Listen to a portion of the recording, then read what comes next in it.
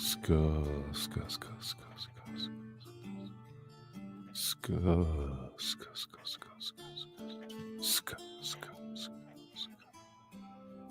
Sound check.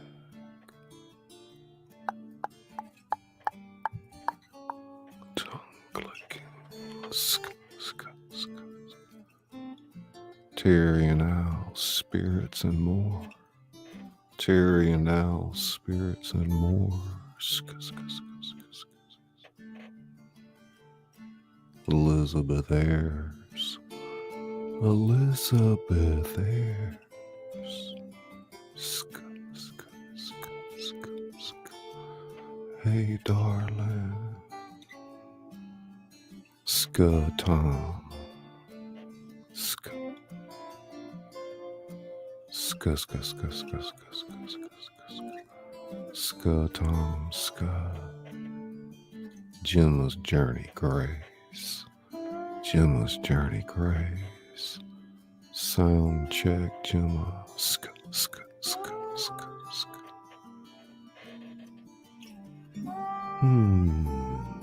Stony Baker MD. Stony Baker MD.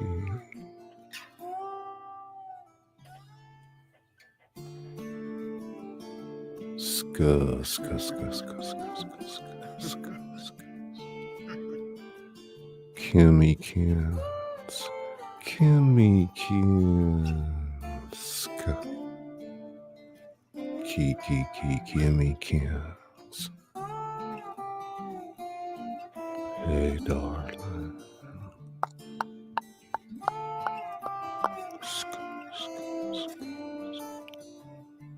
It's Nora at the Stock Explorer. Scott Nora. Scott, Scott, Scott, Scott. Share it out. Share it out. Weekend RV. Hey, Weekend RV. Welcome to the show. Gemma's Journey Grace.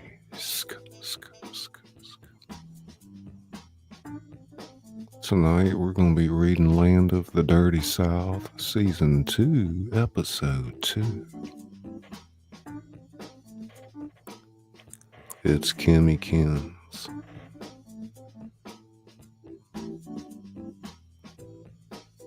Infinite Psychosis. Infinite Psychosis. Ska, ska, ska, ska. Get your brain tingles right here. Rowan Entertainment. Rowan Entertainment. Rowan Entertainment.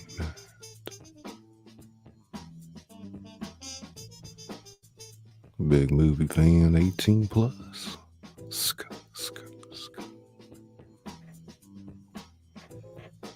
It's Big Tim. It's Big Tim and it's Big Tim.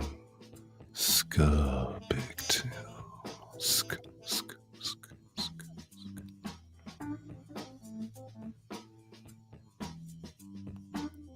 Debbie Carson. Check, Debbie. Check, check, check, check, check, check, check, check. Ska, darling.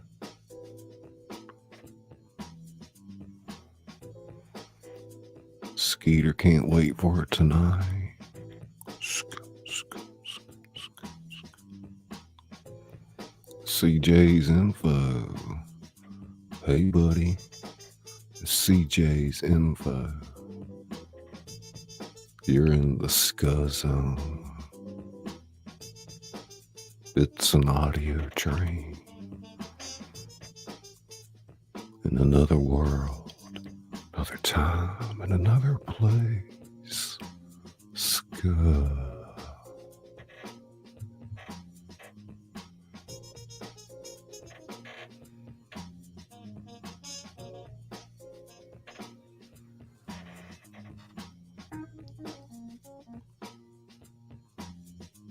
Tropical buzz. coming in with extra love. Ska Tropical. Ska.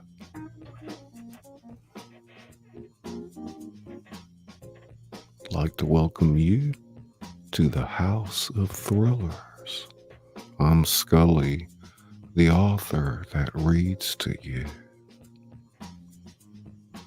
I read my novels and other works with sound effects and visuals that go along with the story.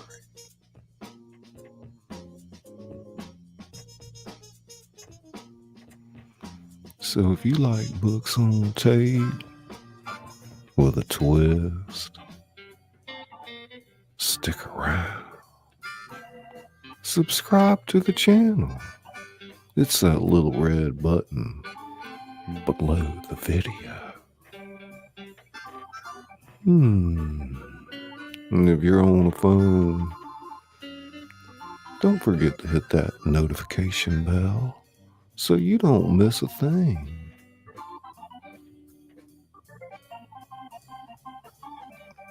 Ska, ska, ska, ska, ska, ska, ska, ska, ska.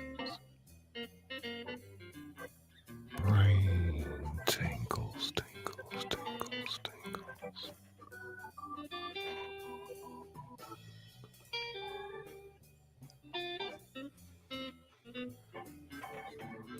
The Stock Explorer.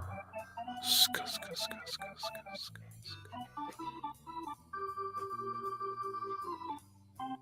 Kimmy Kim. It's Kimmy Kim. Kimmy Kim. Okie Grower 75. My bro Sky. Okie Grower 75.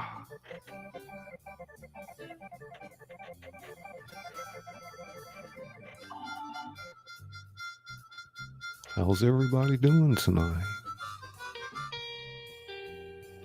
Y'all doing all right? Buckle up.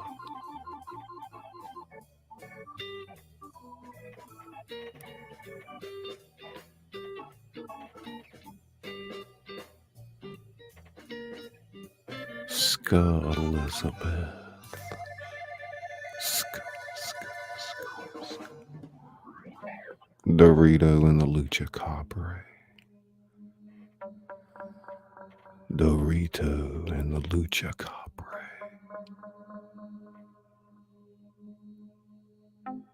Dorito and the Lucha Cabre. Ska, ska, ska, ska, ska, ska, ska, ska. Dorito and the Lucha Cabre.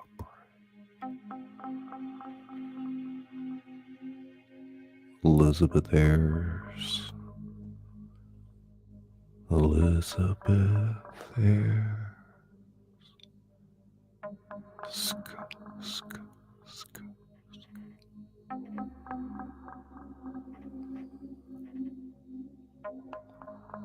You're in the ska zone. It's full of brain tingles. Brain tingles. Big Tim. Ska Big Tim. Heaven sent. Heaven sent. Ska, ska, ska, ska.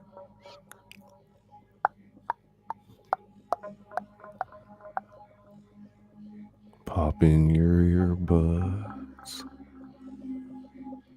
Buckle your seatbelts. Quite the ride. We'll see you on the other side. Ska, ska, ska, ska, ska.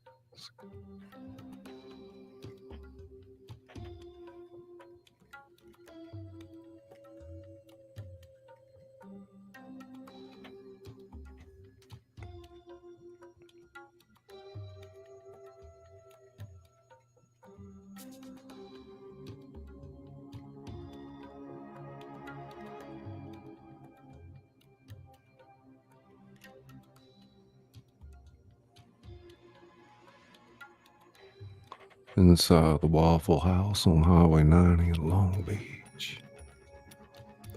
The back corner of a booth. Dickie waiting on the charade to begin. He worked on a cheese and eggs platter. He'd hardly touched his plate. In fact, considering the circumstances, his appetite had deserted him. Grease on the plate, it had begun to coagulate.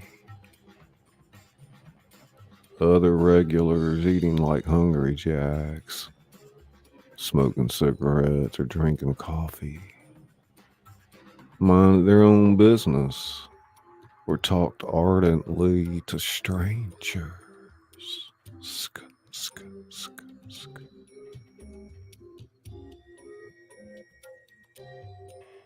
It was nonetheless late in the evening, so you could almost count on that one lone drunk asshole coming into the house, cracking up the place.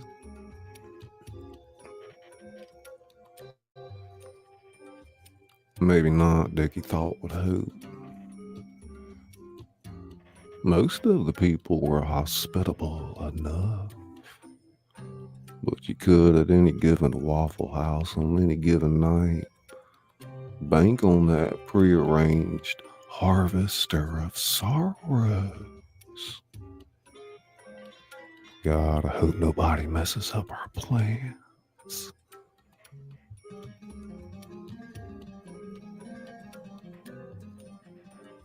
And the waitresses, they're a whole nother story.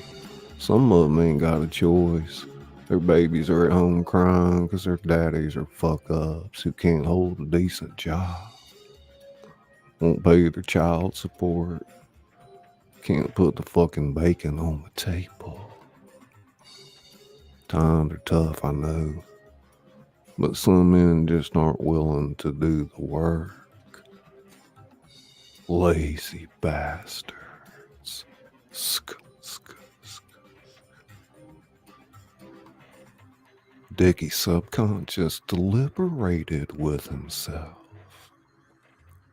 Yeah, you done got yourself in a pickle this time. Lot to think about, that's for sure. All your life you've been trying to make something of yourself. You worked hard, paid your bills, bought 2 cars already. Everything. And now you got dumbass Skeeter crawling up your back. And this guy, well, he's just getting you into more and more trouble. Yep, the worst kind of trouble in the worst kind of way. Should learn a long time ago he wasn't nothing but a no good, like your pop said. And now Skeeter's done gone and got mixed up with Ray Ladner. So, lo and behold, what do? Motherfuckers get arrested. Now, ain't no telling what they're up to. You running out of fucking time and you know it. Again, Dickie didn't like the feeling he got from any of this. Sk, sk, sk, sk, sk, sk, sk, sk, sk.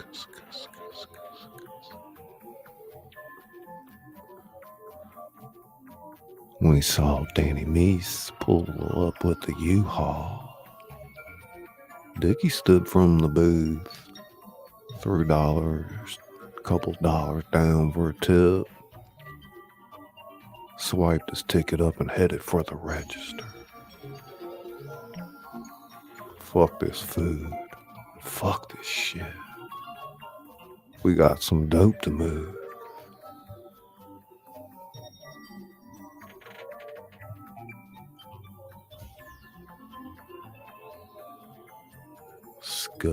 Tropical buzz. Tropical buzz. It's tropical buzz. Elizabeth Ayres. Elizabeth Ayres and Elizabeth Ayres. It's CJ's info. Kimmy Kims. Ska darling. So great to see you.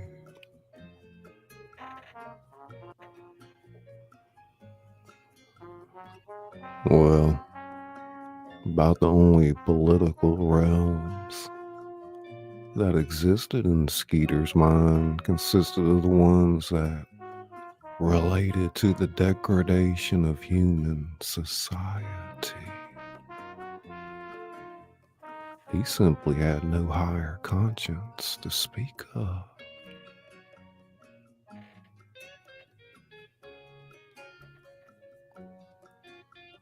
Not that it was his fault.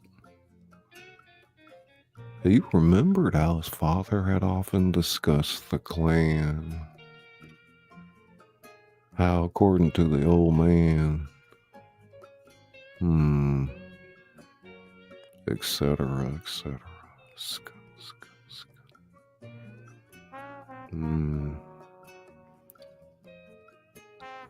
You hear me, shithead? You'll be a sorry, no good son of a bitch the day that happens.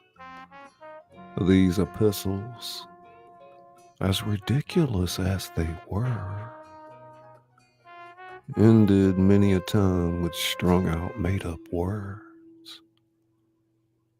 followed by his father's knuckles rapping him upside the head.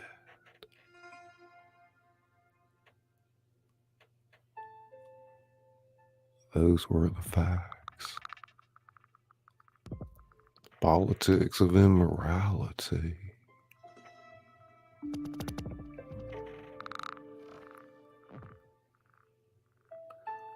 Skeeter just figured the Klan folks were his people. He didn't give much more thought than that.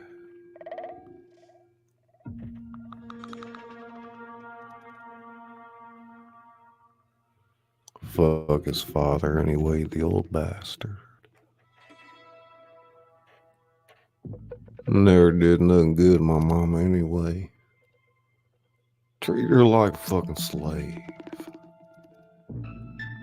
Far back as Skeeter could remember. Roughly till the tender age of 6. He recalled how his mother had taken the vicious assaults of his old man. Dad had always hit her in ways that couldn't be seen by the public. Drunk bastard come in wheeling a bag of oranges and go up all over mama with it. I never could do nothing to stop it. Well, no matter, old bastard's gone now.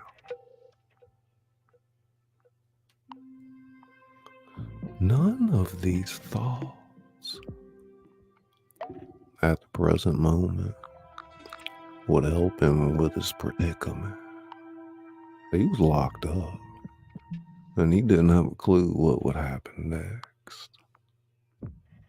He was going down for the meth, and with a child involved at that.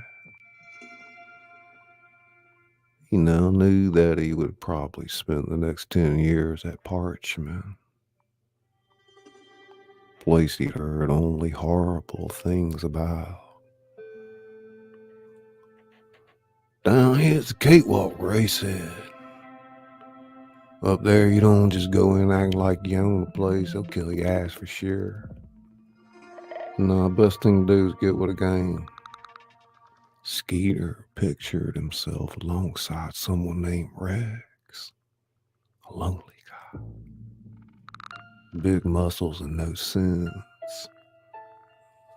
Long-time prison resident that had been waiting for someone just like him. This thought in mind, Skeeter began to panic.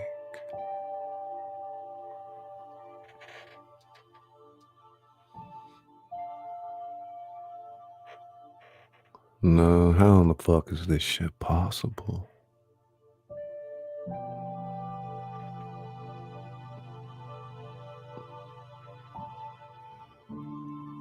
Simple to mind, entertain thoughts of escape. Maybe he and Ray could bust out the joint, he thought. Get the hell off the coast. Out of Mississippi. You know. Anyway, it just ain't the same down here anymore.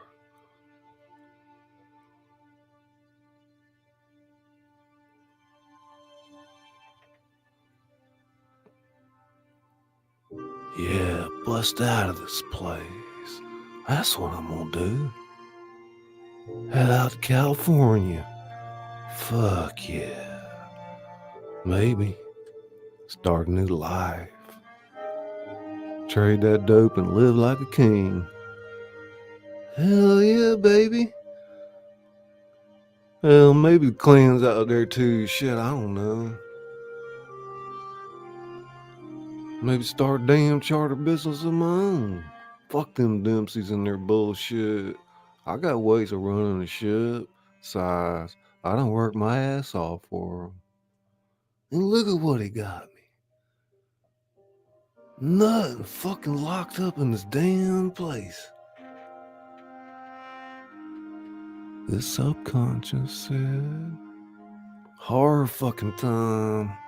Yeah, that's what you got. Fuck was I supposed to do? Shit all hell and back. Probably dreaming. Never even gonna bust out. Maybe the judge will just show me some leniency and all. Shit.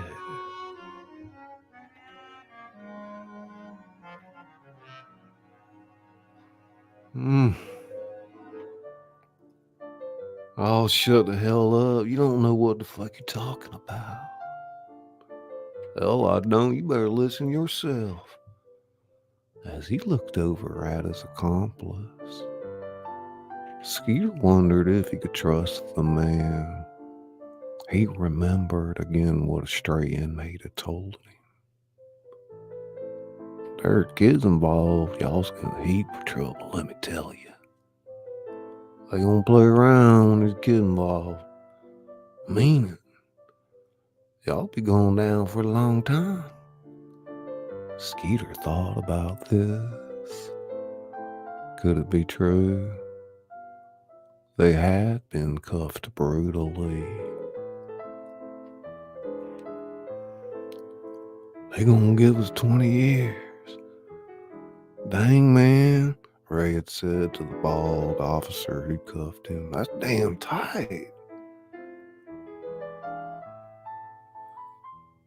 Skeeter, in actuality, couldn't believe what was happening. Truly in his heart, he was innocent of the crime. He was just that fucking dumb or didn't care. To himself, he said, surely they gonna see that in court. He imagined himself standing in front of the judge, swearing on his daddy's grave. I had nothing to do with it, Your Honor. As if the statement would be tenable, adding, I swear, Your Honor, I swear. He even tried explaining it to the arresting officer, who brusquely and indignantly said, you'll get your chance to speak to the judge like everybody else.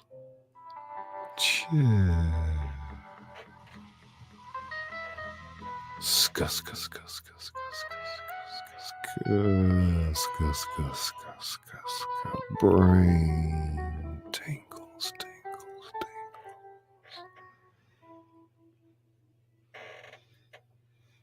It's Eric Garcia. Eric Garcia. Eric Garcia. Eric Garcia. Eric.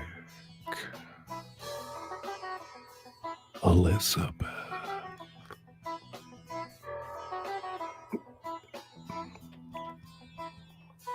Welcome, Just Samson. Just Samson. Ska, ska, ska, ska, ska, ska. Test Kimmy Ken's test. Share it out. Brain tingles, tingles, tingles. Thank you guys for coming out tonight. I'm Scully, the author that reads to you.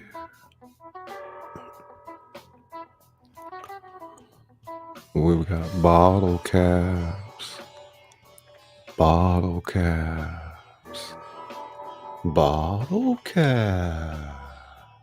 Ska, ska, ska, ska, ska, ska, ska, bottle caps. Kim at 432. Kim at 432. Ska Kim at.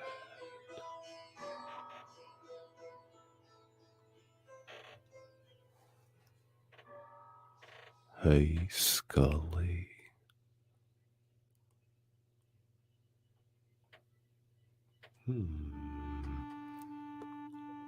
It's Wanda, Louisiana style. Hey Scully. Wanda, Louisiana style. Hey darling. How you doing?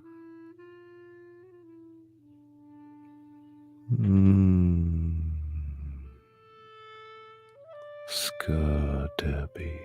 Ska.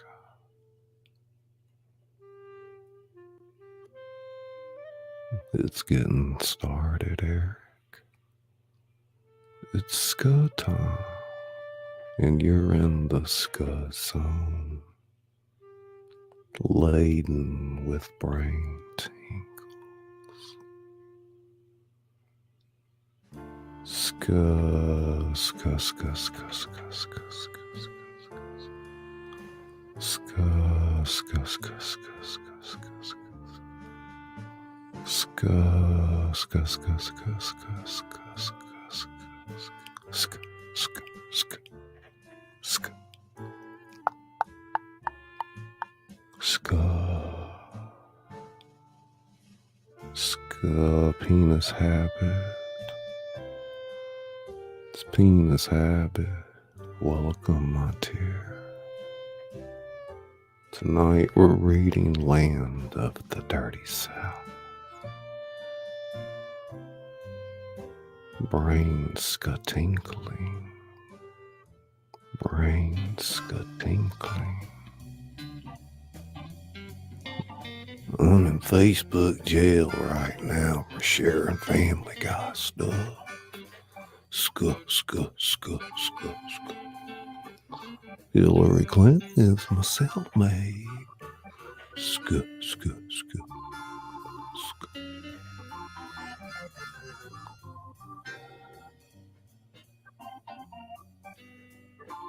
Wanda, Louisiana style.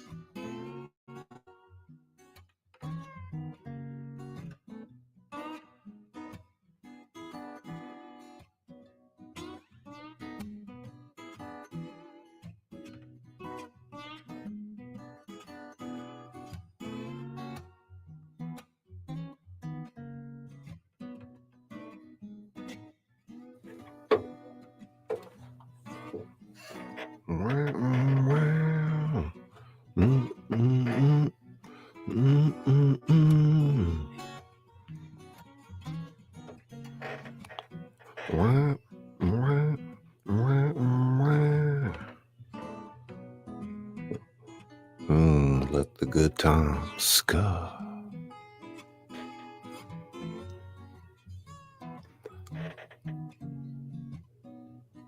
Well, that's a mouthful of $10 words.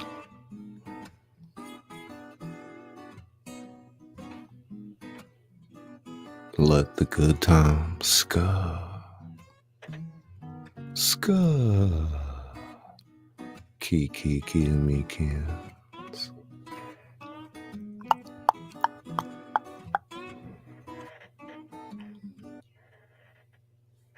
Okay. Okay. You keep going, you. Don't you stop on me like that. Ska. It's Tom Purcell. Ska Tom. Whoop whoop. Ska. Show me Sasquatch. Show me Sasquatch. Ska, sassy, ska. All right. Show me ska. I got cat food and beer. Now Warden and Kitty are quiet. Ska, Stony. It's Stony time. Ska. Stony Baker, MD. Welcome to the show.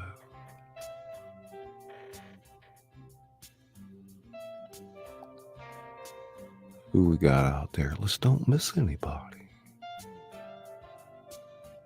Little WD-40 will get the squeak out of that old office chair.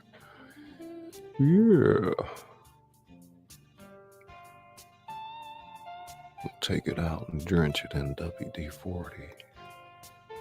Crack, crink, crack. It's all scum,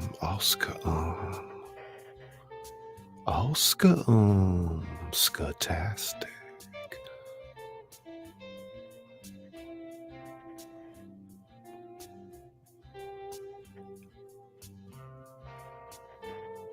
Kim at 432.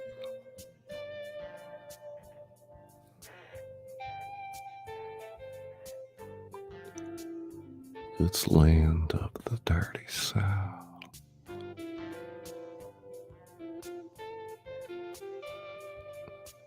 Laissez les Bon Temps Rouler.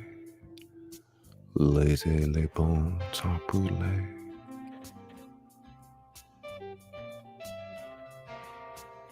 Laissez les Bon Temps Rouler. Every year my mama took me to the boucherie. You know where they slaughter the hogs? Cool, let me tell you. You talk about some yum.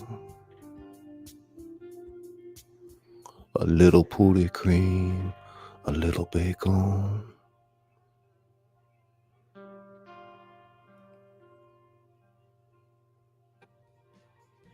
Let me tell you, boo, the secret in the suffer. It's in the sassafras leaves.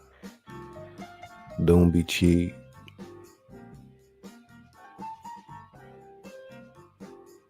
I forgot there was something decent on tonight. It's so exciting.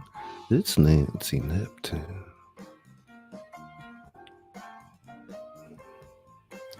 Ska Nora. Ska.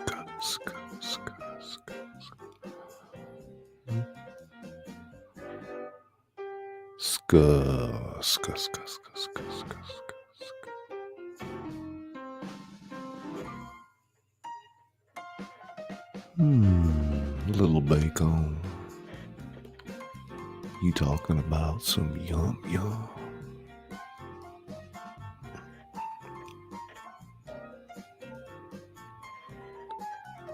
Non-ska, nepska tune.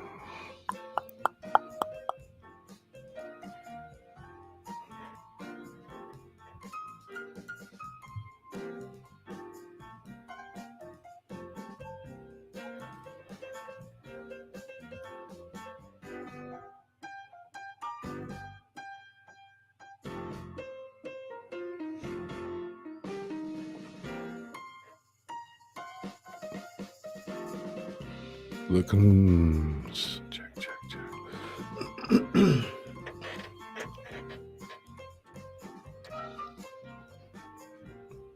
Sedano's library was finally complete. And it's just as I had envisioned it, the underboss intoned silently.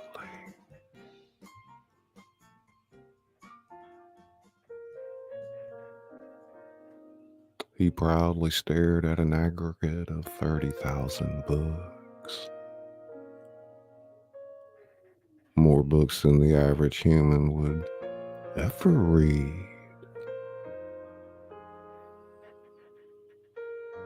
The ultimate sanctuary, he thought. In all his reverie, including strict thoughts about avenging his family. Sedano often pictured himself writing the great American novel.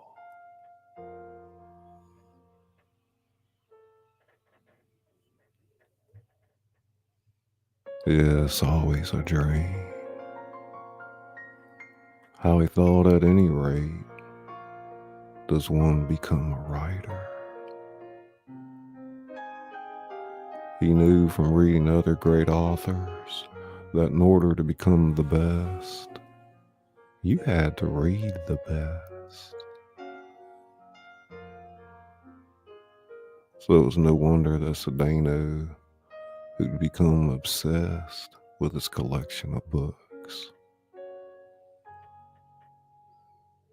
Knew deep in his heart, so one thing to become infamous, a known vindicator, a bloody killer, but another to receive fame from the written word. It's poetic justice.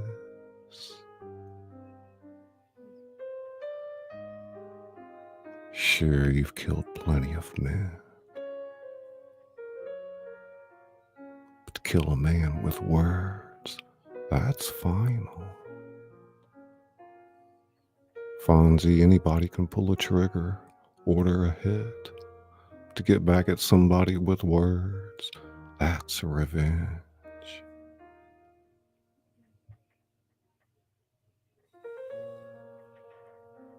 The library itself, 1,000 square feet, housing burnished mahogany bookshelves, rose 20 feet to the ceiling.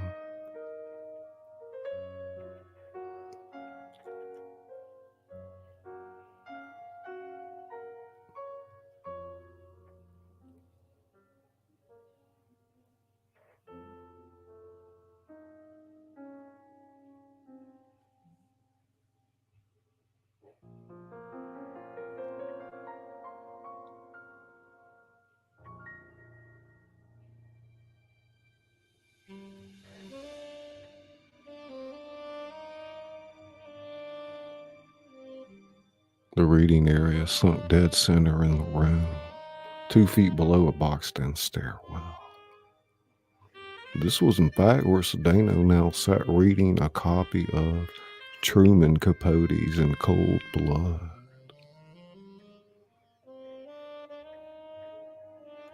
On his pink velour sofa, he relaxed.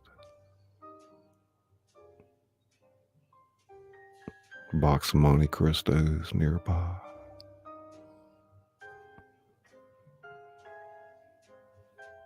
A Nook bar over in the corner of the library held a crystal decanter of 15-year-old Glyphindich scotch,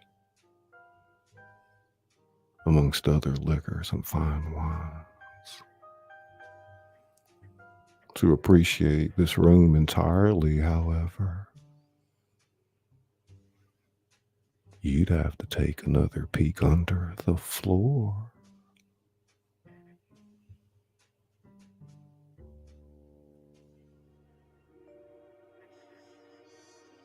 What in the hell, you might ask? Allow me to explain.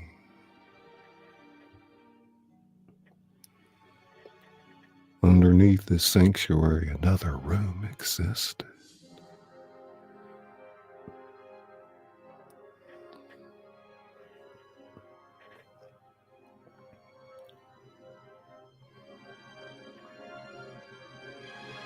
A hell, the chamber, as Sedano called it. Is hell a place for someone special?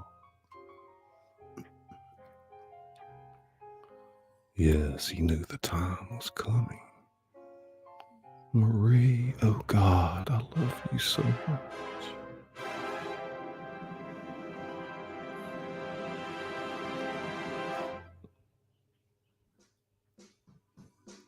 With a push of the button, the floor of the library raised 6 feet off the ground.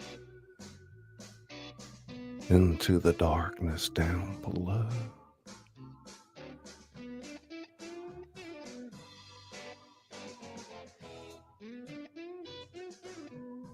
The cavity dripping eerie blandness. Sedano inspected the various devices that he'd installed, settling finally his eyes on a golden set of shackles tethered to the wall. Nothing but the best, he noted privately.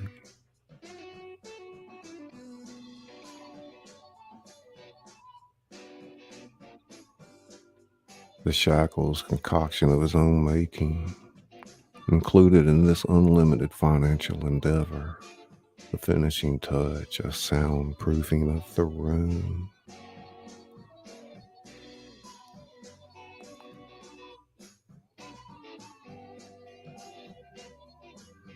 Sedano got himself back to reality.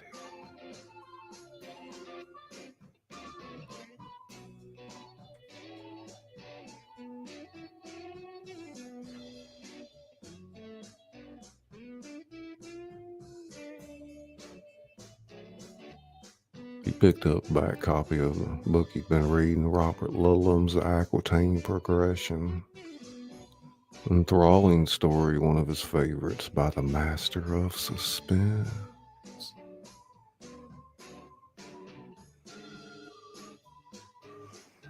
The Mexican underboss sat with fine posture, the hardback supinely in his left hand. He absolutely loved the way the chameleon-like characters got out of impossible situations.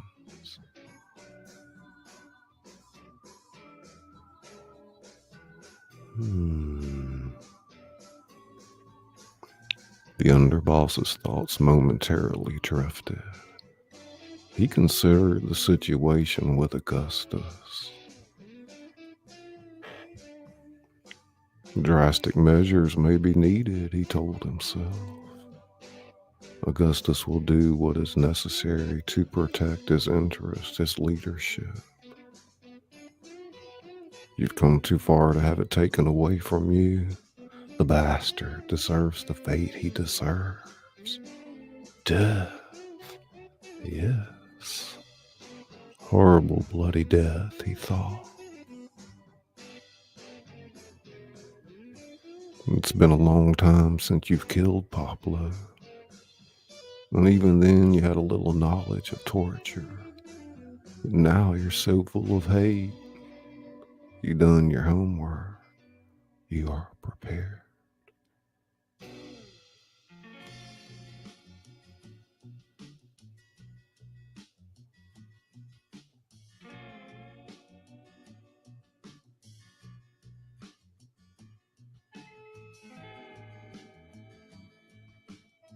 But who could forget James Elroy's L.A. Confidential, Mario Puzo's Fools Die, Robert Ludlum's The Sigma Protocol, Robertson Davies' What's Bred in the Bone, Paul Auster's City of Glass.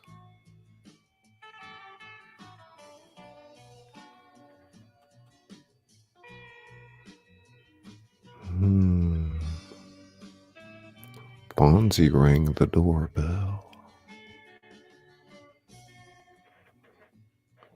In the library, Fonzie.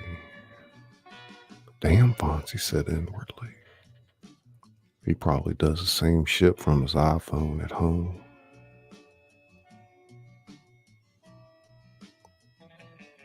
Fonzie recalled going to Sedano's house for the first time. Arcadian home overlooking the Gulf.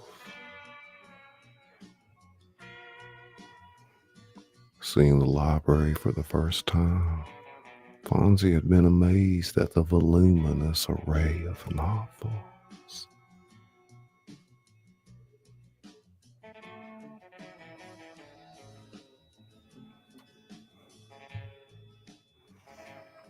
To Fonzie, the drug lord said, explaining the extent of the cartels and how their business fit into the legalization of cannabis.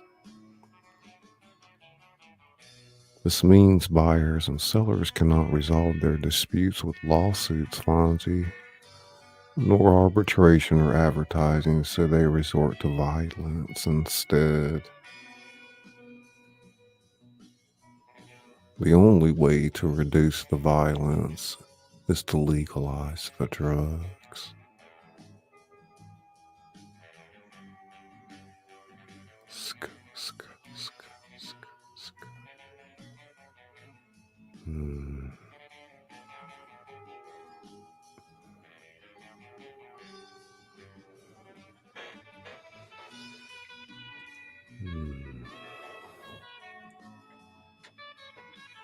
It's Arta Morbid. Arta Morbid. Welcome, welcome, welcome.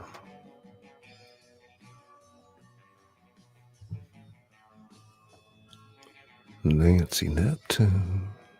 Scud Nancy.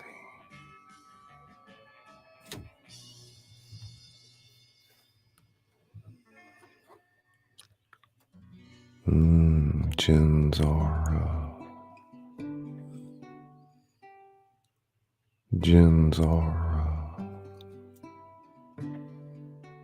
Jen Zara.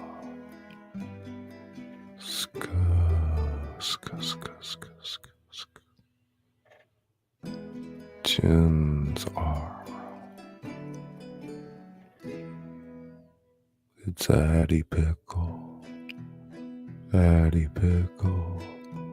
Hey, darling. Ska Addie.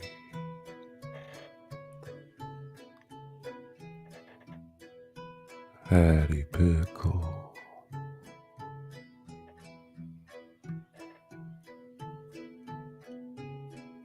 Reading and retail. Reading and retail. Reading and retail.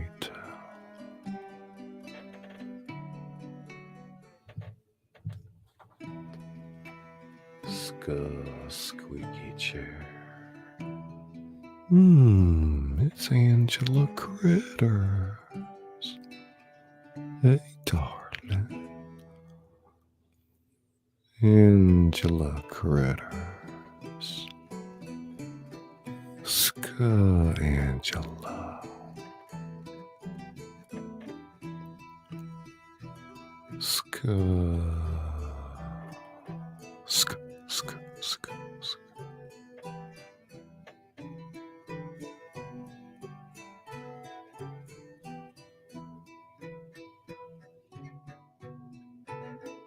Seymour Cannabis. Let's see more cannabis. See more cannabis.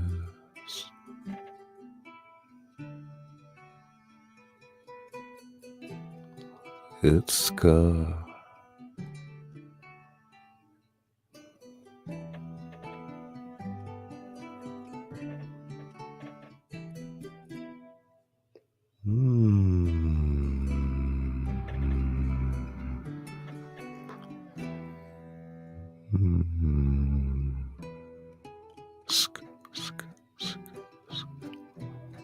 Brain tingles. Brain tingles. Brain tingles.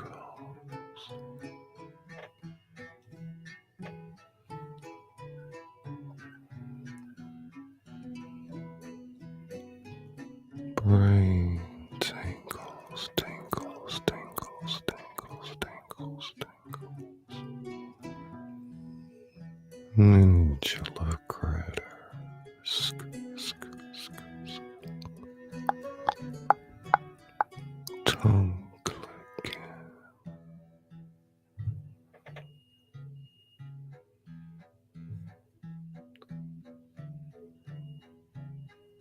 Read it in the sky.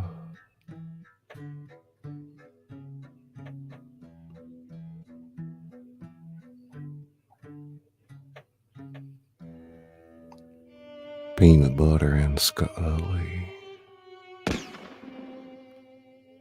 Peanut butter and Scully. Ska, ska, ska, ska, ska, ska, ska. Gintara.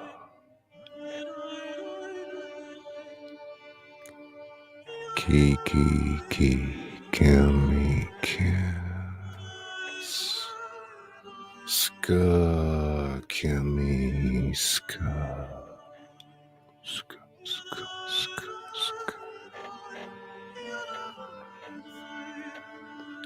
Seymour Cannabis. Seymour Cannabis.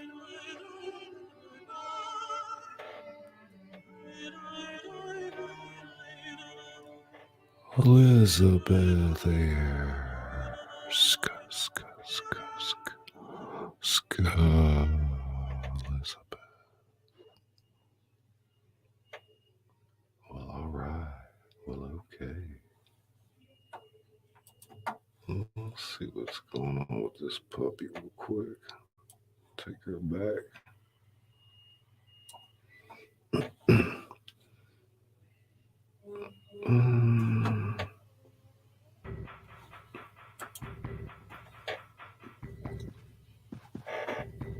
I'll let y'all kick it with that for just a second there.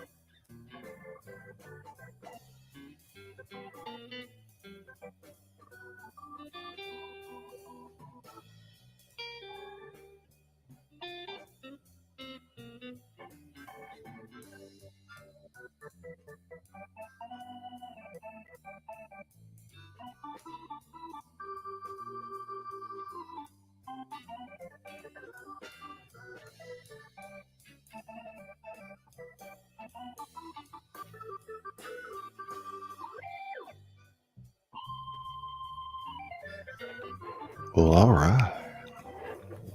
Squeaky chair. Well, okay. Let's give a big hand to Stony Baker, MD, for being the great guy that he is.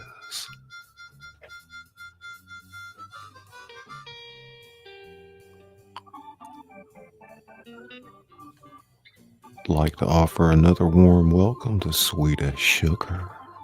Sweet as sugar. My sweet sugar pie.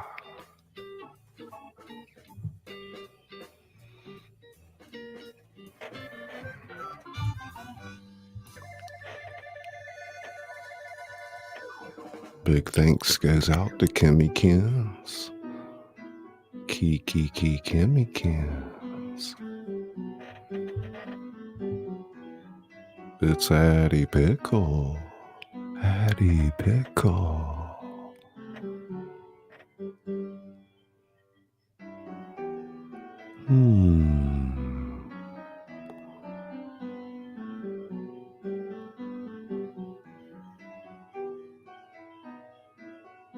Jinzara. Welcome. Hey, Osong blog. Osong blog. Ska Elizabeth.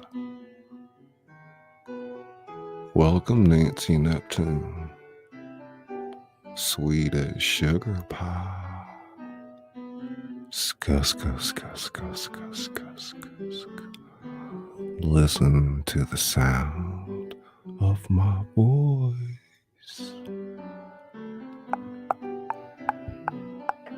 The Swahilian click. It means I love you.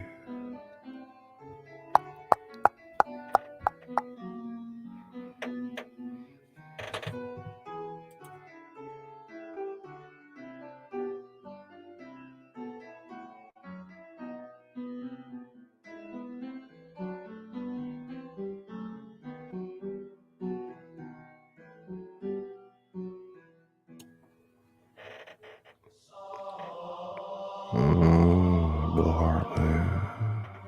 Hey, buddy. Sweet as sugar.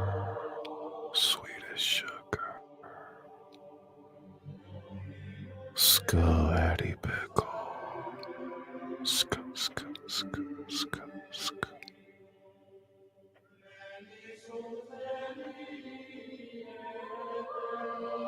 Elizabeth Ayres.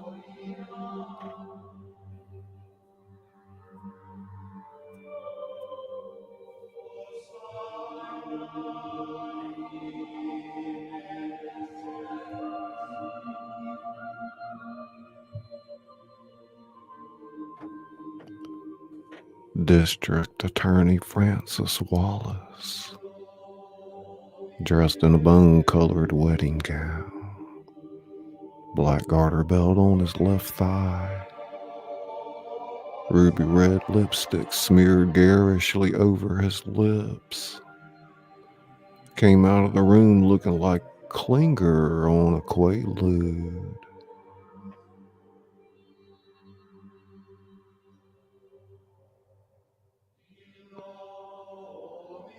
The result of a long night of self-effacement. He drank way too much, in other words. In fact, could remember nicks of the previous evening. Remember, he come in looking like Klinger on a quaalude. Oh my God, he said lugubriously to himself. What in the hell did I do? There's no telling. His body told him one thing. It was a long night. And you had lots of wild sex. Salt and pepper hair sporting the mucky. Check.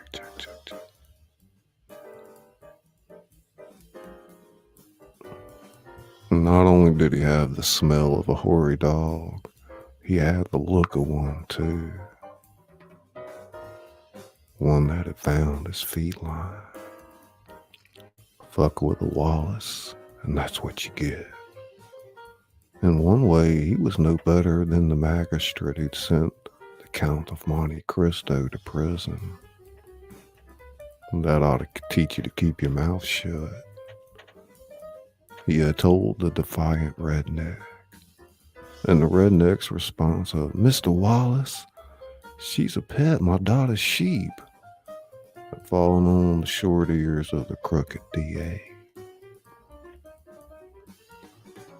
whose retort of, "I don't give a flying two-bit fuck what you think. Get that dolly over here," got him the response he desired. Wallace, provoked, always got what he wanted. Well, make a long story short and make matters worse, which included Wallace's blood pressure rising. The redneck had played hardball, and now Wallace had the squirrely bastard sent to central booking. The DA having trumped up the appropriate charges, enough to incarcerate the man for months, or at least until he gave up his daughter's sheep. He felt no guilt whatsoever.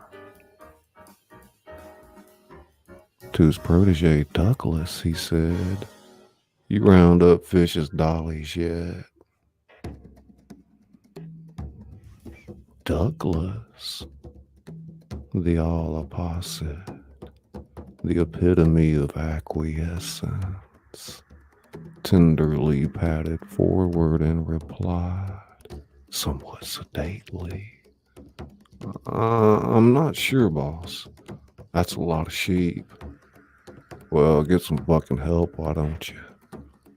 A million frowns pilfered through Douglas's mind. "And I mean soon," the district attorney said. Douglas obediently replied with a curt, "Yes, sir." But inside, in sack of pride, he with tenfold conviction said inwardly, "He thinks he's hateful. Just wait. One day I'll get mine. One day." "And wipe that sorry grin off your face," the DA added. Down Highway 90 through a moist, tepid air, the U-Haul made its way into Pass Christian. There was $1 billion, dope waiting for them, light film and condensation layering the windshield. Adding to this low visibility was the night, darker than normal, imperceptibly so. Pods of cumulus clouds drifting like melting ghosts under a lopsided moon cast in all its essence, in all repose what lay beneath it. Sk, sk, sk, sk, sk.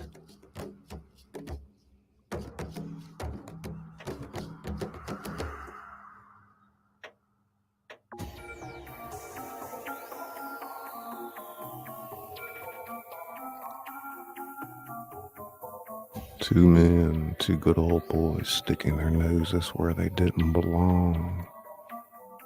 The uncanny hour was upon them. Danny said, "You ready for this, big boy?" Dickie refitted his hat. He said with a lump in his throat, "I'm about as ready as I'll ever be. It's gotta be done right. Once we get out of there, there ain't no turning back." Dickie flicked his head diagonally. "You're telling me, shouldn't seen where we brought this shit out for. Fucking thought I was gonna shit my pants." Danny took off his Atlanta Braves fitted cap. It's been a hot motherfucker today. Yeah, pretty hot for April, huh? Anyway, you should come on down to the port and try working with us sometime. We'll show you what a real man does. Yeah, right. Pops told me about some of that shit y'all do. Sounds pretty tough. It's not for me, though, I can tell you that. Nah, I'll stick to grilling steaks and putting shrimp on hooks for overweight middle-aged behemoths. Listen, I don't know what's going to happen when we get out there. For all I know, whoever owns them drugs might be waiting, or the cops could be out there. Either way, we might be walking into a trap. You want to back out, I'll understand. Danny let out a quick and then said, I don't back out of shit. She got that. Understand something, your pops and I, we go way back. When I take a job, I'm there 110%. There's a chance we could get killed tonight. That's why I brought this. Danny produced a Smith & Wesson .40 caliber. We're gonna get out there and get this shit done. No fucking around. The sight of the gun made Dickie nervous. Sk, sk, sk, sk. Why hadn't he thought to bring one? Too late now. You weren't thinking. Danny, then he said, couldn't find anything a little smaller.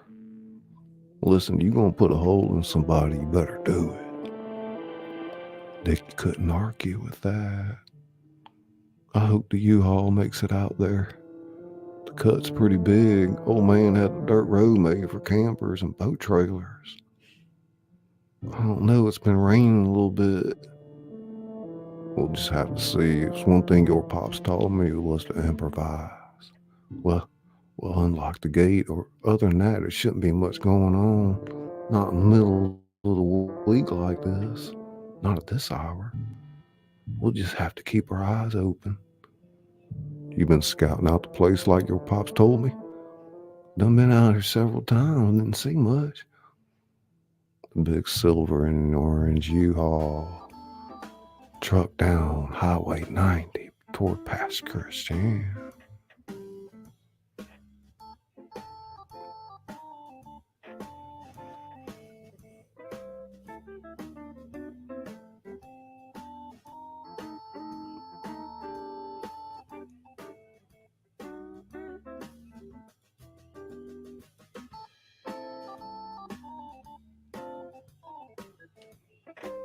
A pale green dilapidated fence lay unattended, exposing the withered grounds.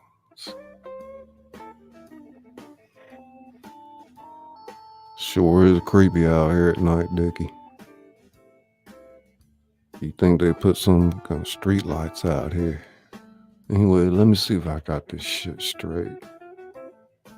Curve around the golf course by that fancy house. Down the corner mark, take a left at Henderson, head out over the bridge. Camp's about half a mile past that.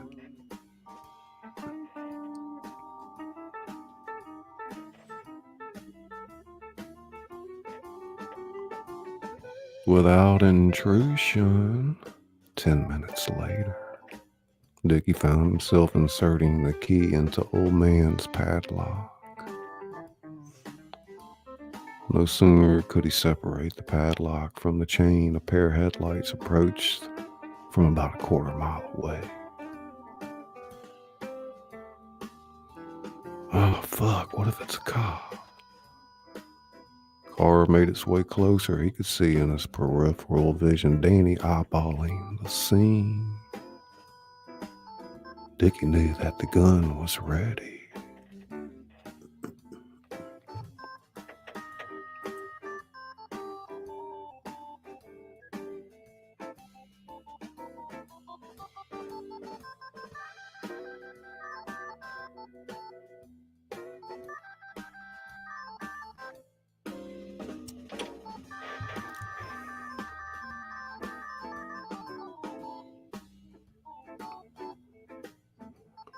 Could it be the Mexicans?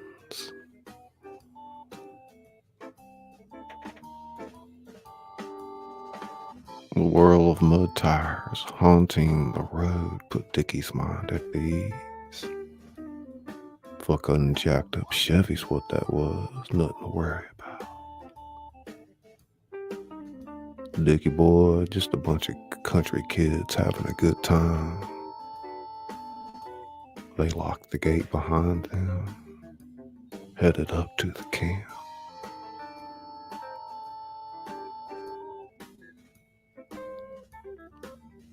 Once inside the enclosure, Danny said, "Holy fuck, this shitting bag. I told you it was a lie. You weren't lying. Fuck me, brother, man. Looks like damn Fort Knox." Seconds later, Dickie said, "You ready? I can't believe y'all loaded all this onto the Hannah. It was risky. We damn near bogged out trying to get her out in the cut, but we did it. That could have been a hell of a mess." The men worked feverishly. 33 minutes later found themselves leaving the premises. Safe and sound. Dickie thought. "Guess that's it," Danny said, his eyes surveying in both directions. "Looks like all's clear. Let's get the hell out of here." Whew, Dickie thought. Halfway home now. Or so they thought. Or so they thought. Sk, sk, sk, sk.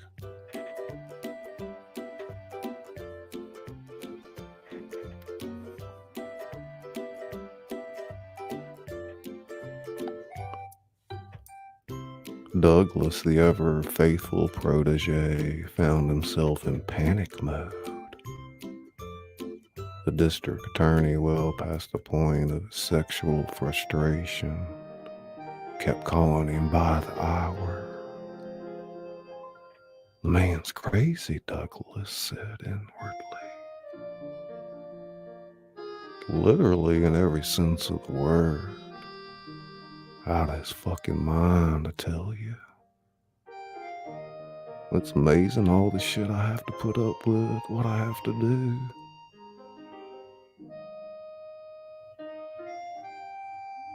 The stroke of 9 that evening, like he'd done each hour throughout the latter part of the day. District Attorney Francis Wallace called and said, the words tumbling out like particles in a kaleidoscope. "You got those little darlings rounded up yet? Fish's man told me they'd be ready yesterday." And then adding, in the words of a man possessed, "See damn well to it that nothing happens to my babies." And Douglas, thinking his boss impatient if not unreasonable, said in a morbid tone, taking into account the very insanity of the matter, "I'm working on it, sir. May take longer than I anticipated." "Unacceptable, Douglas. The sheep have not made it to town yet, sir." "Oh, for Christ's sake." Douglas was at his wit's end. "I'm monitoring the situation, sir. I'll let you know as soon as they arrive." The DA spoke disgustedly. "Dougie, you amaze me. Stop the whining, why don't you? You sound like such a wussy sometimes." The nerve of this guy, Douglas thought. God, I put up with it. Sick feeling in my gut. Fuck was all this about? A wussy. What a fucking asshole. Man's not making a lick of sense either. the DA felt a terrible pain in his head. His asshole burned too. Why can't Douglas just get this shit taken care of? It's not like money's an issue, or like there's any fear of the law. We can trump up just about anything. Then he thought, they surely don't make assistants like they used to. As an afterthought, DA said indignantly, in the meantime, Douglas, just go steal a Sheila off somebody's farm. No fucking way, Douglas thought. I'm not doing anything of the kind. It's getting plain ridiculous. Whole thing cleaning up sheep shit and piss, getting rid of the smell, changing those damn bed sheets. He wanted to barf just thinking about it. How in the hell did I ever get mixed up in this shit anyway? Sinister bastard. It's plain sick. Douglas knew. He knew that if it hadn't been for his recent advancement, the fact that serving this man, this horrible man, solidified his future, he would have never given the dirty deeds the time of day.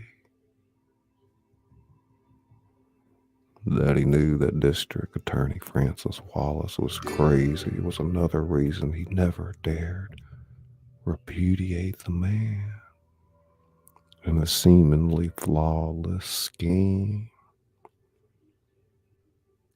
Douglas was deep. He knew this. And he wondered one day how he would explain this to a person he cared for.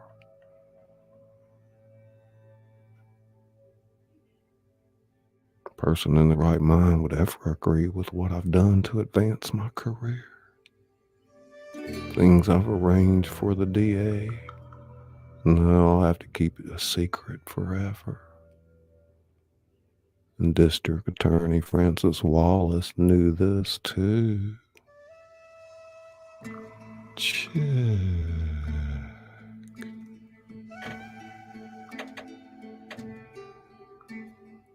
Katie Moonchild's World. Katie Moonchild's World. Welcome, welcome, welcome. Ska Nancy Neptune. Ska Nancy Neptune.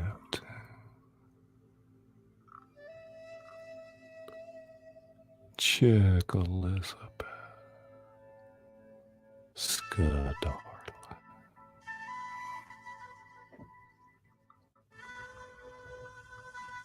It's the Pixie Post. The Pixie Post. Ska, ska, ska, ska, ska. Ska Pixie.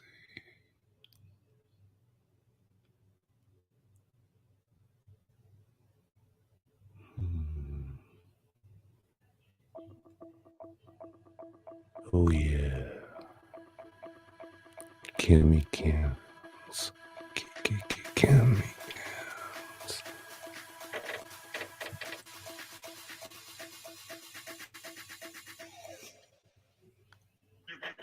Matty Pickle.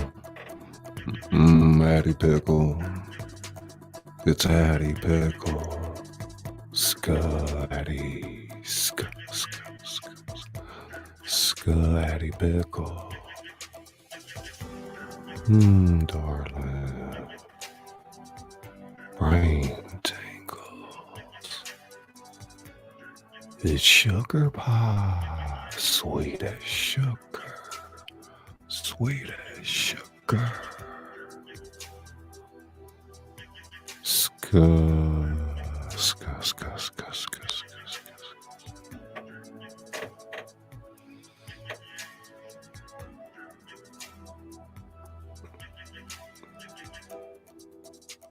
Stony Baker, day.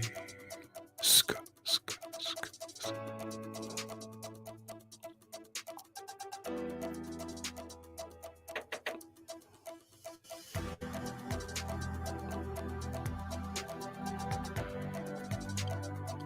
I'm Scully, the author that reads to you. I read my novels and other works with sound effects and B-roll that goes along with the story. Brain tingles. It's an audio dream. Ska, ska, ska, ska, ska. Ska Abby Pickle.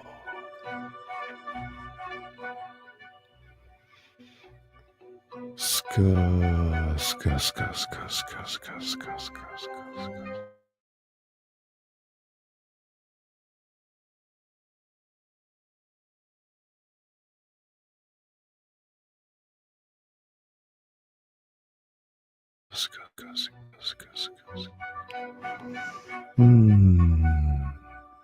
It's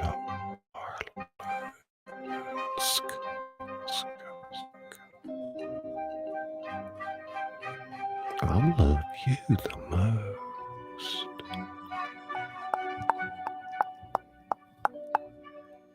The Swahilian click means I love you.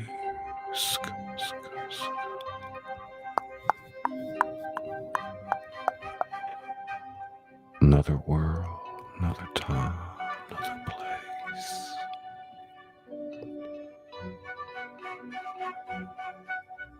Ska, ska, ska, ska, ska,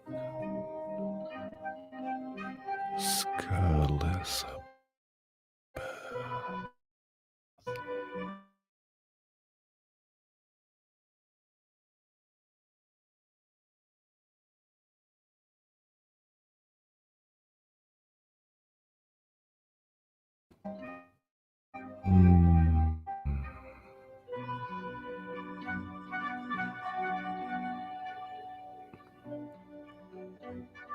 The Pixie Post. Pixie Post. Ska, ska, ska, ska. Darling Ska.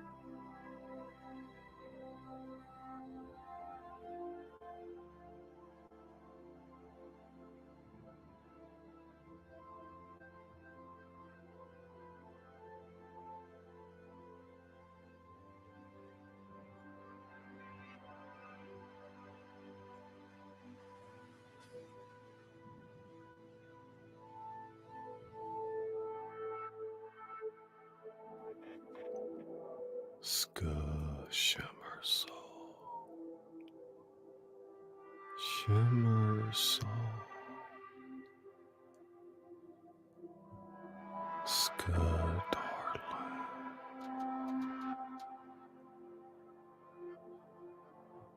And sweet as sugar pie. Kiki, Kimmy, Kims, thank you guys. The Pixie Post, welcome, welcome, welcome.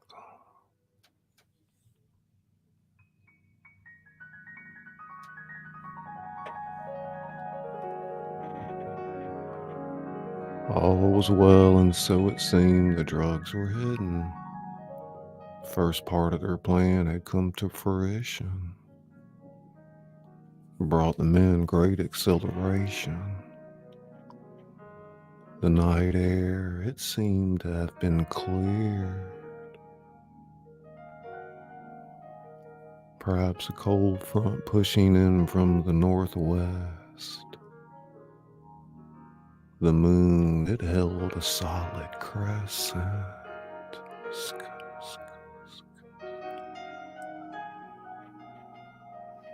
Dickie, taking in the cool breeze, thought that they might just pull this off. Check. Why does it do that? We're gonna have to back that up and do that again. Fucking StreamYard.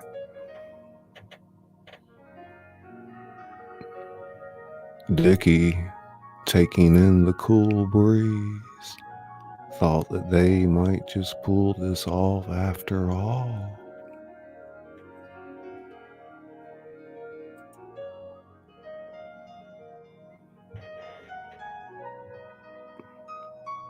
It gave him a chilly feeling all over to know that there was enough money in the back of this U-Haul to refinance several Gulf Coast cities.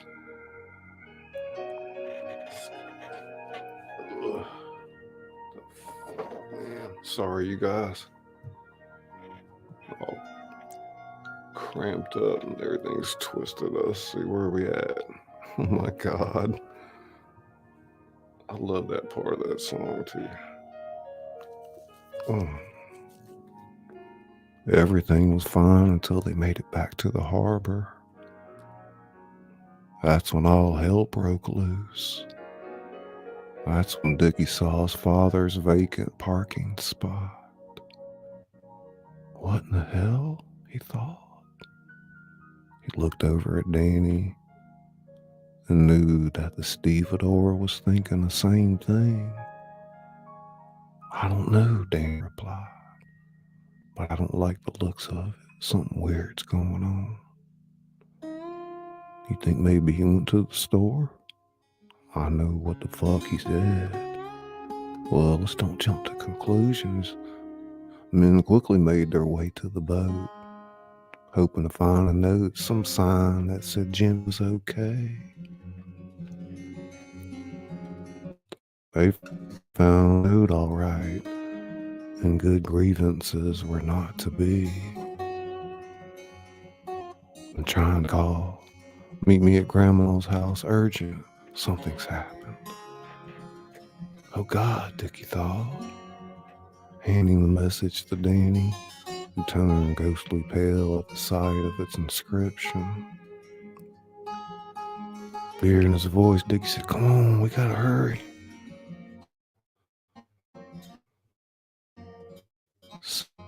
Later, Harris Avenue and Dickie spotted a nativity of his grandmother's house. No, he thought, oh God. Danny said, "Doesn't look good, boy." Dickie could hardly breathe, much less suppress a word. No, don't look good at all. They got about as far as the Ladner's house, the next door neighbors. Officers stopped them in the road, preparing the oncoming vehicle to take a ride on Ann Street, diverting traffic. Dickie rolled down the window, quickly explained to the officer, "That's my grandma's house. My dad was supposed to be over here. What's going on?" The officer realized who he was, and for an instant,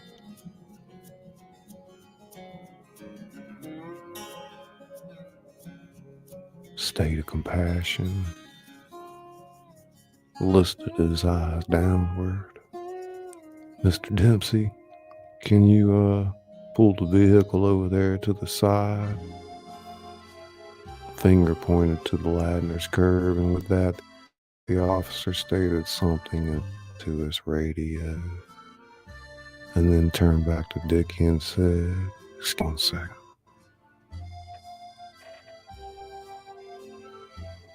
Dickie could see the officer. Check.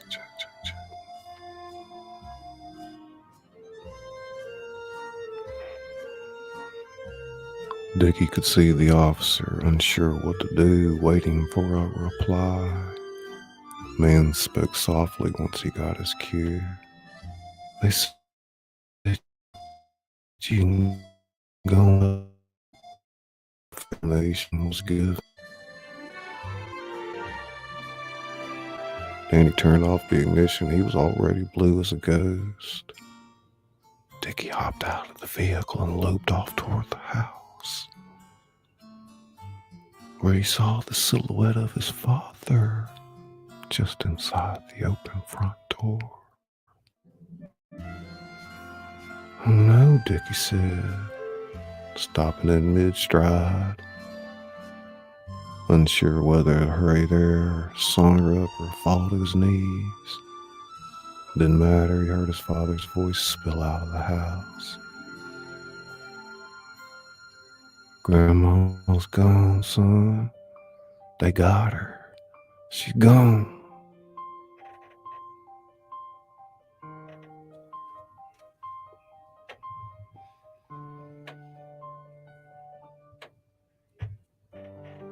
Jimmy left the interpretation of his son in the yard.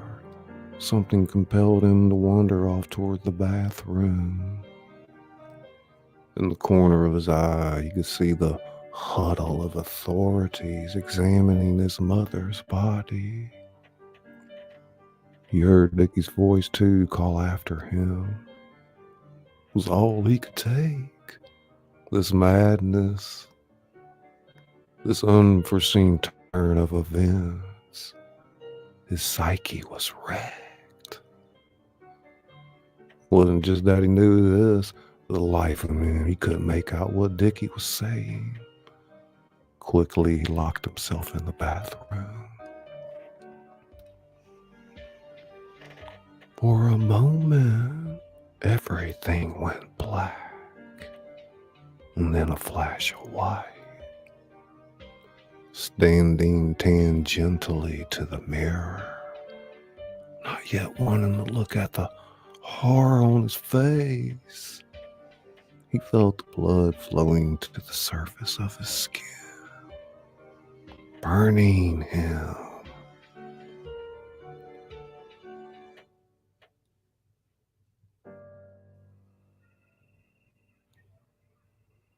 Another white light, this one brilliant.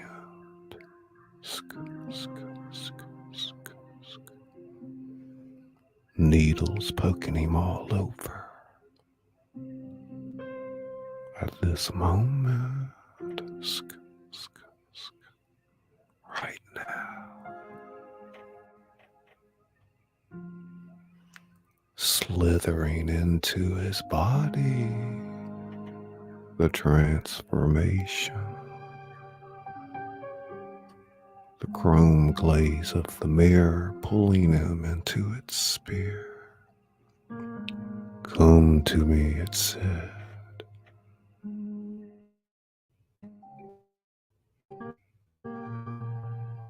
"No, don't do it. Don't look." Jimmy said he had to. He knew he had to. "I don't want you to.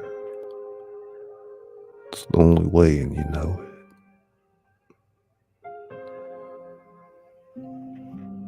The face staring back at him was not Jimmy, but a face from long ago. Long hair and all, the reincarnation of Hunt, a supposedly banished man.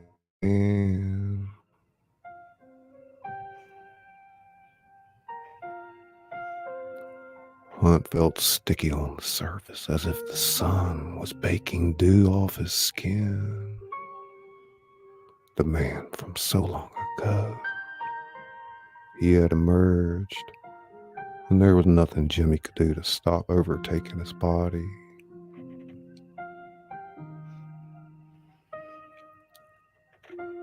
As he looked at the figure in the mirror, a devious trickster stared back at him. Familiar face, Jimmy thought. Hunt. He knew that he was in there somewhere, looking past the dangerous face. For some reason, wondering what his family had thought of him when he'd returned from Holland. Perhaps they'd been scared of me. The evilness of the Dutch underground having times never left me.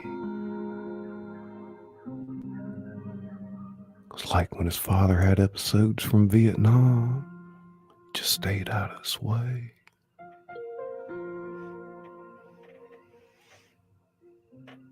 Is that how they were with me?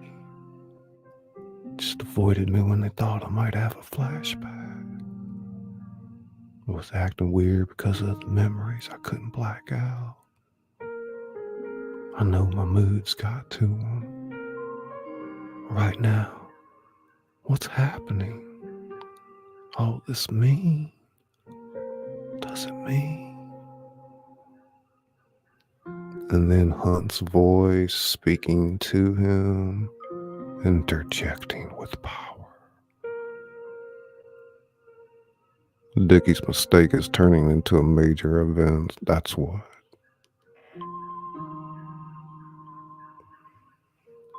During that very second, as Jimmy's expression faded away and Hunt's materialized, momentary black clouds surrounded the backdrop in the mirror.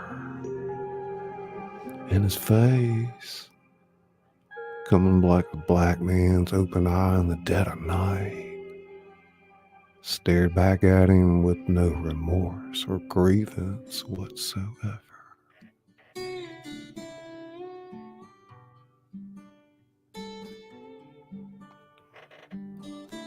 They killed her.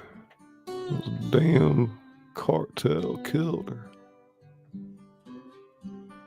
Once in her thoughts were powerful to the point and incontestable the shaft. You know what you gotta do. No, this can't be happening. It is. Subconscious deed. Sure as hell is, and now you got a horde of other shit to worry about. It's time to get down to business.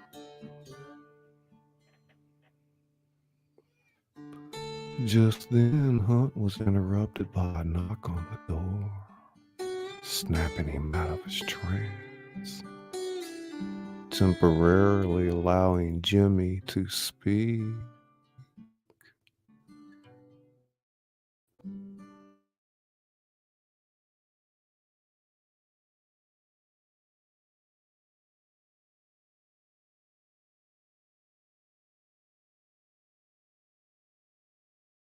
Yes, thank you, Jimmy said.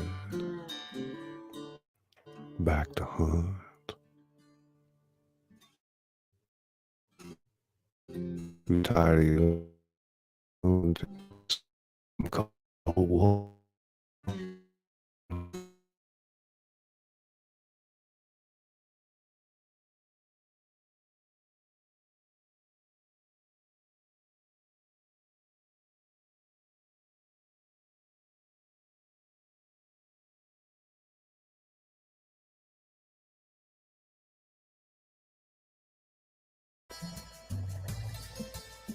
Maybe you're right.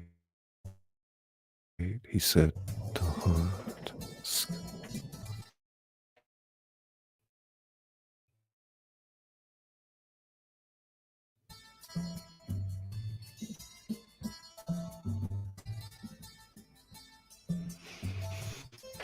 Yep, they got his mother.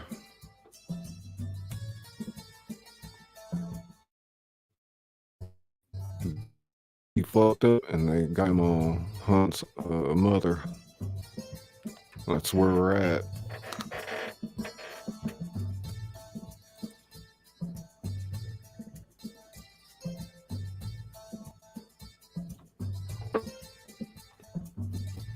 It's Gina.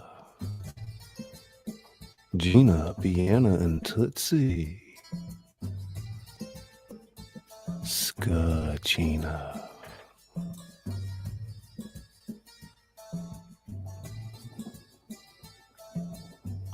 How's Tootsie doing over there? Kitty, kitty, kitty, kitty, kitty, kitty, kitty, kitty. Kitty, kitty, kitty, kitty.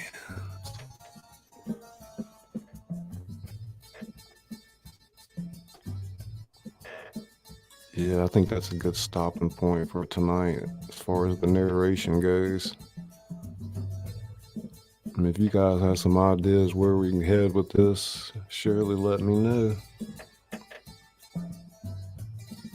But the cartel has done kidnapped their mother.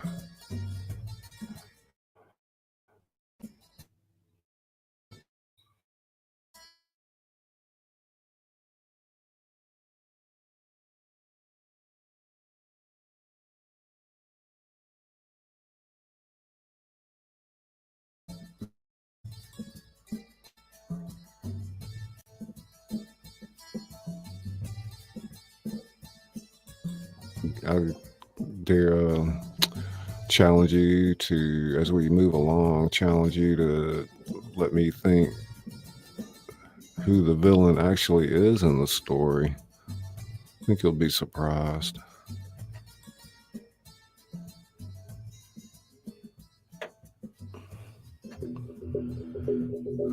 And remember, this is the sequel to Dutch Coffee Shop, my first novel, which is published and you can get on Amazon. Some of you guys have been helping me out with links and stuff. I certainly appreciate that. I can't keep up with all this stuff.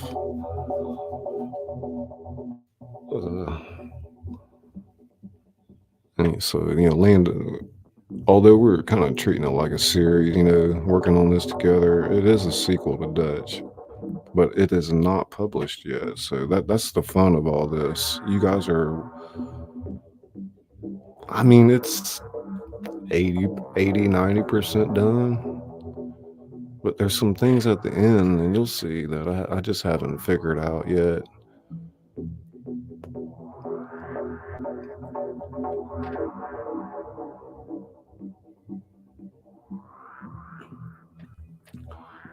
Yeah, I think Elizabeth, I think what we're going to be doing is when we get through, I'm going to go back in and edit a bunch of stuff. I feel like there's a lot of non sequitur stuff in there, and just need to trim a lot of fat out of the novel. And then maybe we'll read it again or give you guys part credit. And I haven't really seen anybody do this on YouTube. So what we have is an unpublished manuscript, which is, as you can tell, well developed. And I'm just looking to see what kind of ideas people have out there about, I'll go back and watch and look at comments. I've taken several comments already and incorporated them into the novel. So I think it would be cool to maybe write a book from scratch just with the chat. Anyway, it might be that's a pretty big endeavor. So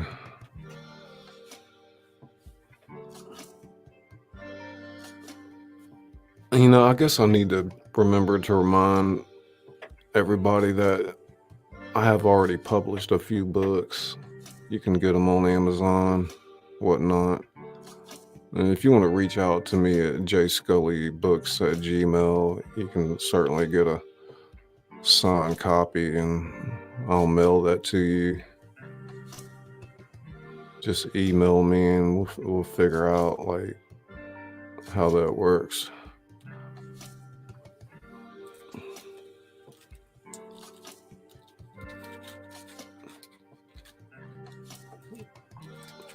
Cool, we just hit the 2-hour mark.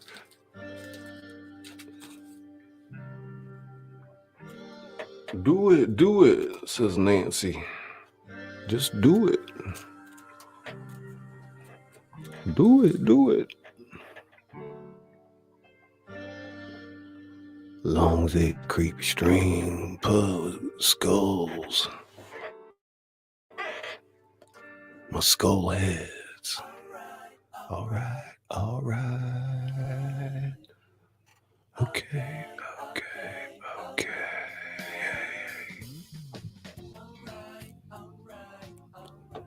It's Addie Pickle. What you doing? What you doing, darling? Hey, darling. Hey.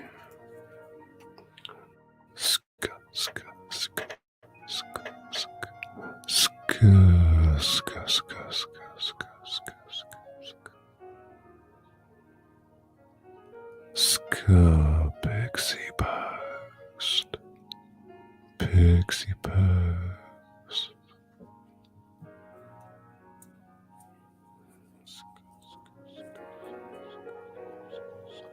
Lady Spellbreaker. Lady Spellbreaker. Lady Spellbreaker. Hey, darling.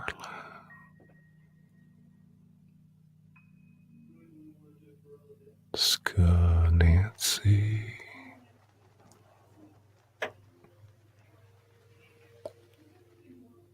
Pat's fan 420. Pat's fan 420. Welcome. Hope you're feeling better, buddy. Pat's fan 420. Pat's fan. Get well soon, buddy. Pat's fan 420.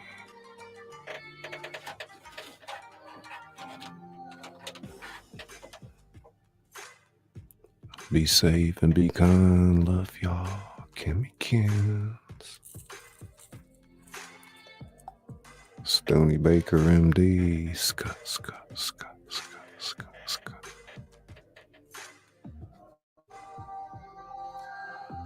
Lady Spellbreaker. Spellbreaker.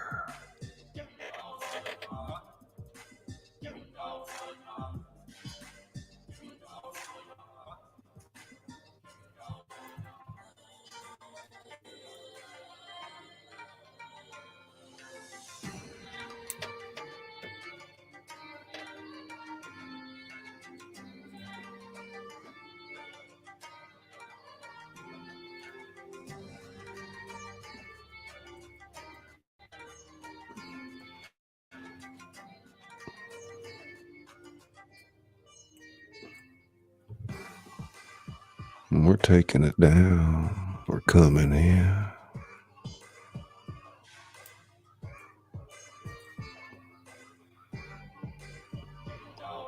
Elizabeth Ayers. Darling. Pixie Post. It was a good night. Thank you, guys. You're just getting here. Tonight we read Land of the Dirty South, Season 2, Episode 2.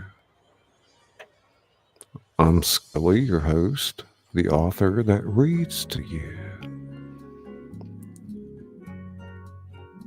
I read my novels with sound effects and visuals that go along with the story. So if you like books on tape with a twist, stick around. Subscribe to the channel. It's the little red button below the video. If you're on the phone, don't forget to hit that notification bell so you don't miss a thing.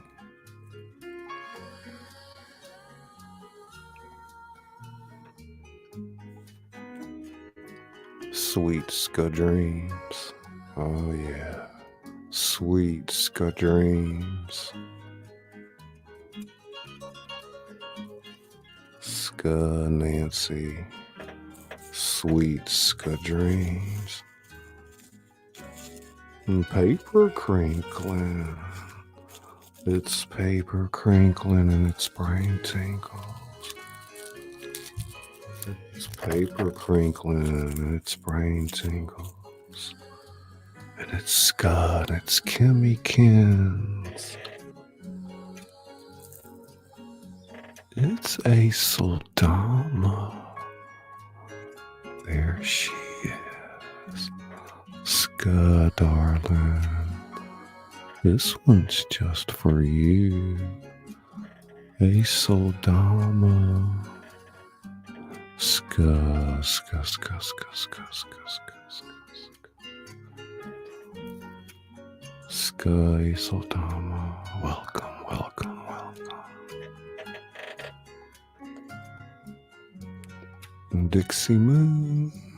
Dixie Moon and its shimmer soul. Ska Dixie Moon.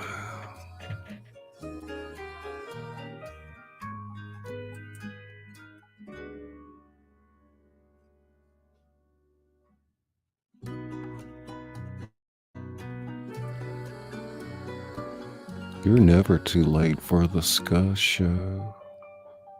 Come right on in and get your brain tingled. We don't waste any time. We get right down to the brain tingles. Tingles, tingles, tingles. Listen to the sound of my voice. Ska, ska, ska, ska, ska. Ska, ska, ska, ska, ska, ska, ska, ska.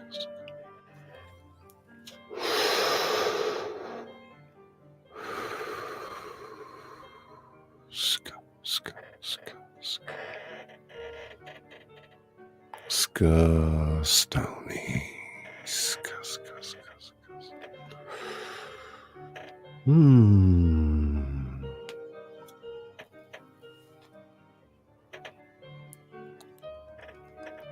I see it. It's right there where they said it would be.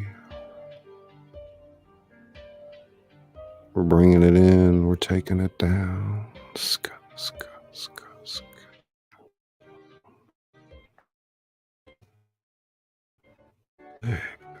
Quick, brain. Don't leave without a brain tingle.